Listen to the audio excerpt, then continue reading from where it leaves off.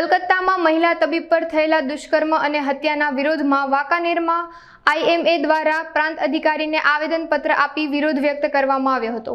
મહિલા તબીબ પર અત્યાચાર ગુજારનારા આરોપીને સજા કરાય તેમજ દેશની દીકરીને ન્યાય મળી રહે તેમજ ડોક્ટરની સુરક્ષામાં વધારો કરવાની માંગ કરવામાં આવી હતી। તેમાં IMAના પ્રેસિડેન્ટ ડોક્ટર જયવીરસિંહ ઝાલા, મંત્રી doctor Mitul Patel, doctor Dharodiya, doctor Devvadiya, doctor Mumtaz Sherashiya અને ડોક્ટર ગોસાઈ સહિતના તબીબો હાજર રહ્યા હતા।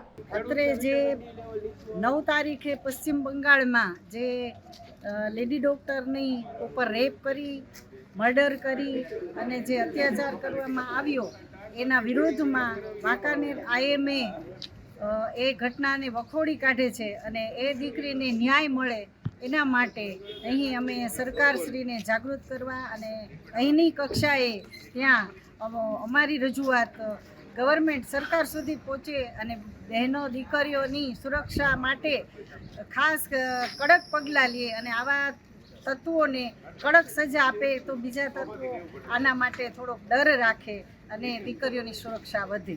હું ડૉક્ટર ધર્મિષ્ઠા ધરોડિયા વાંકાનેરમાં 20 વર્ષથી એઝ એન એનેસ્થેટિસ્ટ તરીકે પ્રેક્ટિસ કરું છું।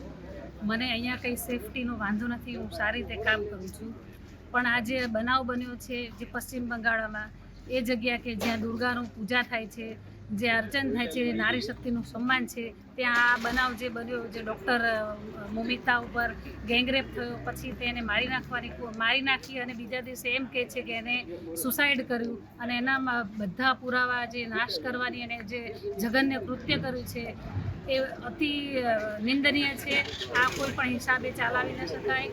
એમાં જેટલા પણ ગુનેગાર સંડોવાયેલા છે બધાને ત્વરિત પકડવા જોઈએ અને એને આકરીમાં આકરી સજા થવી જોઈએ।